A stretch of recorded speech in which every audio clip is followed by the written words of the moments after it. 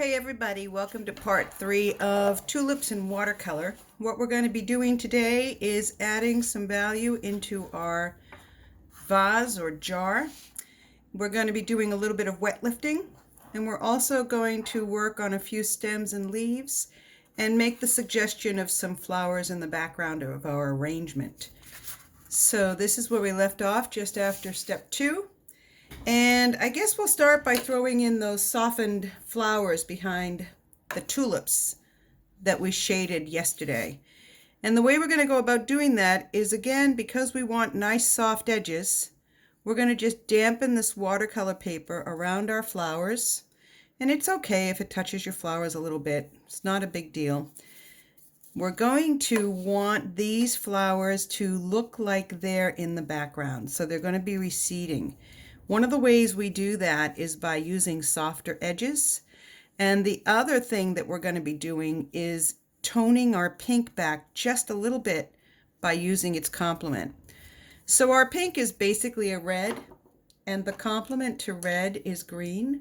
So I'm just going to add a little bit of green to the red that I have out on my palette. And then I'm just going to drop some blobs of color into this background to suggest blossoms back behind the ones that we're looking at. There are some light lines in the drawing, perhaps if you can see them, that might help you. And we don't want really to come all the way around the whole perimeter. We want it to be a little more interesting than that. So if you've put a flower somewhere that you don't want it, just put more water on it and blot it off.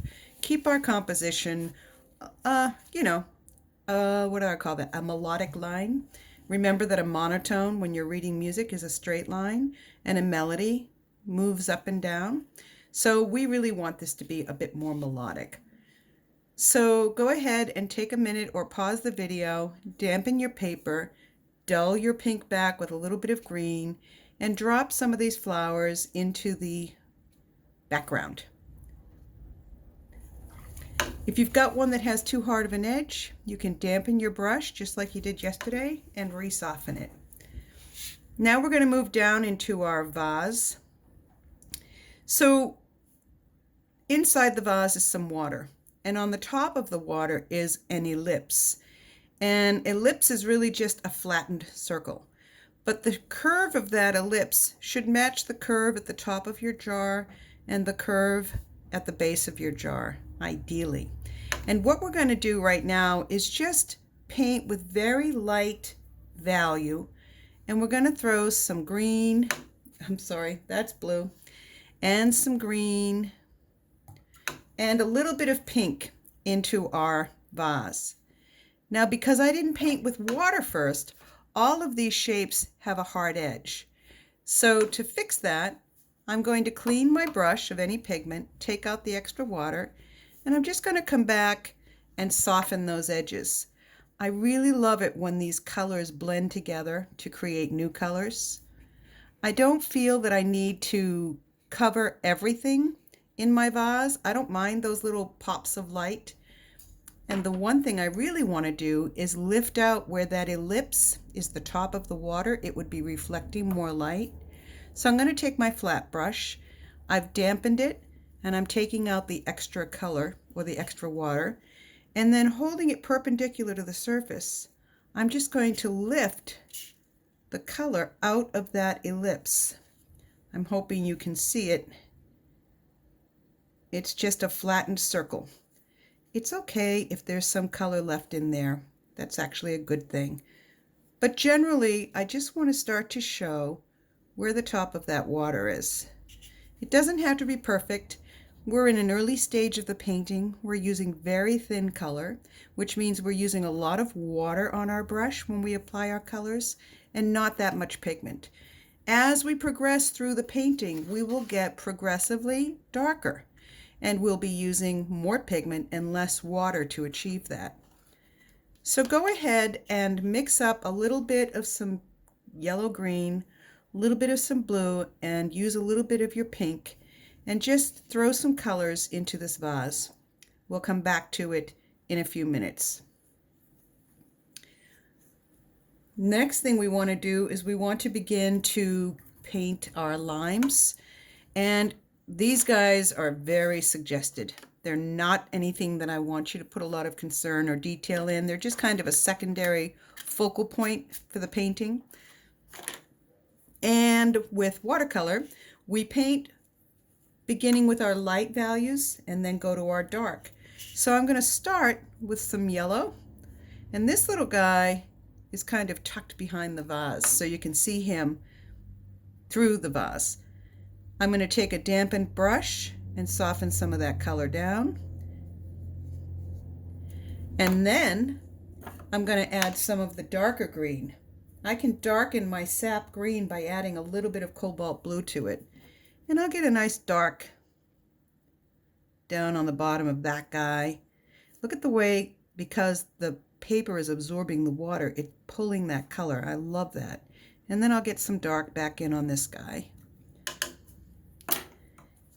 And I might also want to just take a clean flat brush and lift a little highlight on the top as well. I could lift a little highlight on the front, on the side. Pretty much we just want to let the watercolor do its own thing. And we'll be adding shadows to those a little bit later on.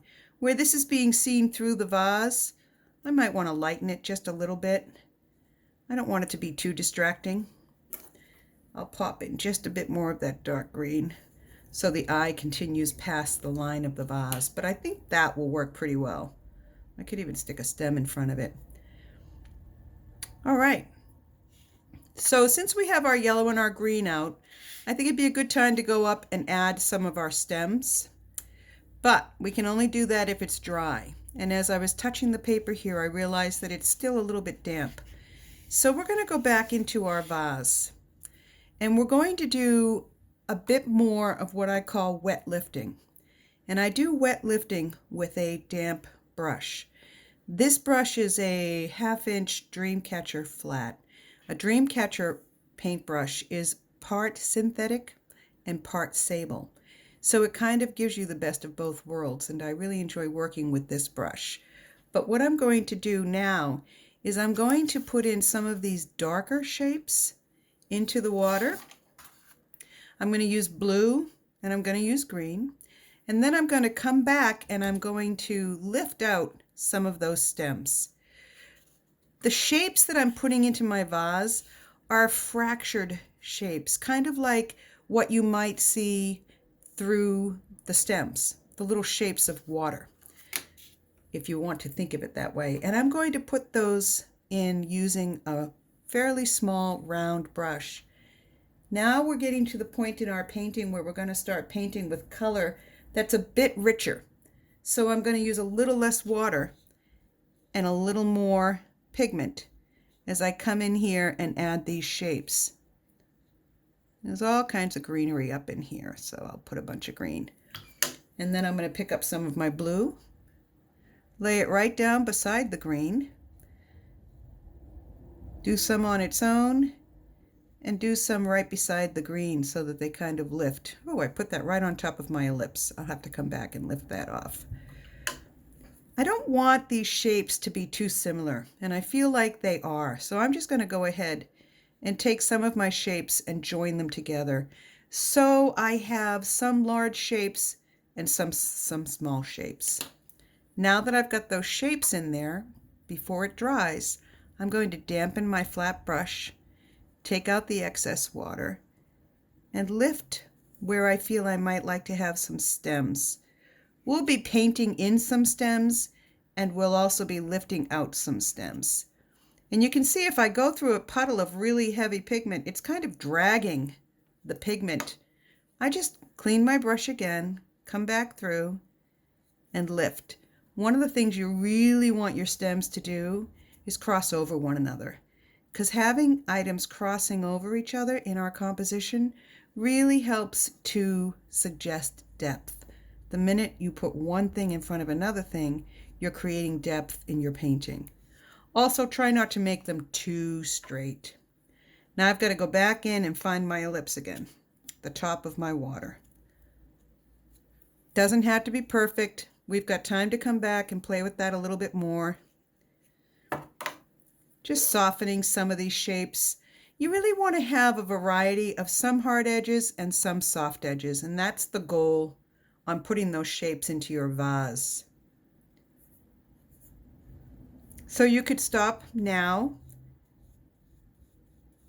and play a little bit with getting some of the colors and shapes into your vase, whether you're doing the jar or the little glass bowl thing, vase. I'm going to come on in here and just demo putting the few stems and leaves.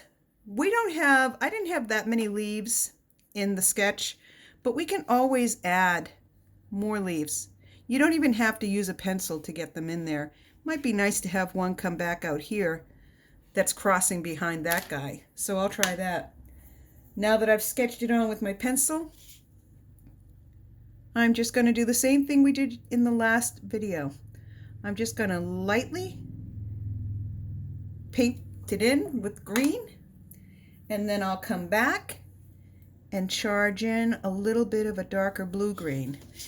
You can also, don't forget, suggest the shape of that tulip a little bit by the way you place that grass back there. There's a couple of sweet little highlights in there. I'm just going to leave them. Drop in some dark here and there. We won't worry about any of the details. I'm going to do the second one that I drew now for you. I've added a little more yellow and green to my brush. I love it when these guys kind of just fold back down at the end, but I don't want to forget how thick tulip petals are, or leaves rather. So we'll pop that one in there. I've picked up a little bit of dark, and I'm charging in some color. A rather interesting shape that guy has, and I think I see the tip of one back here. I'd really rather start it though with a light yellowy green. That'll work. So while I was working down here and painting in the limes and adding a couple of more leaves, I was hoping that this area in here would dry. And I think that it is drying quite a bit, but I'm going to give it another second, and I think I'm going to suggest a stem coming off this guy, bending a little bit, and we'll paint him in a little later.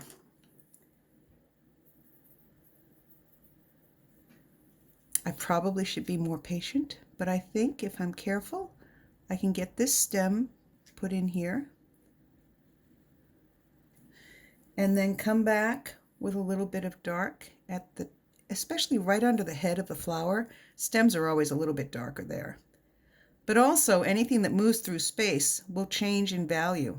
So we just want to add some lights and darks along the length of that stem. And then if you really feel that you need to, you can sketch these lines first. But I'm just going to make this guy go over and down, something like that. I've painted him with a light yellow-green, and then I'm charging in the darker color. So that's about it. Where I lifted, this stem's not showing. That's all right.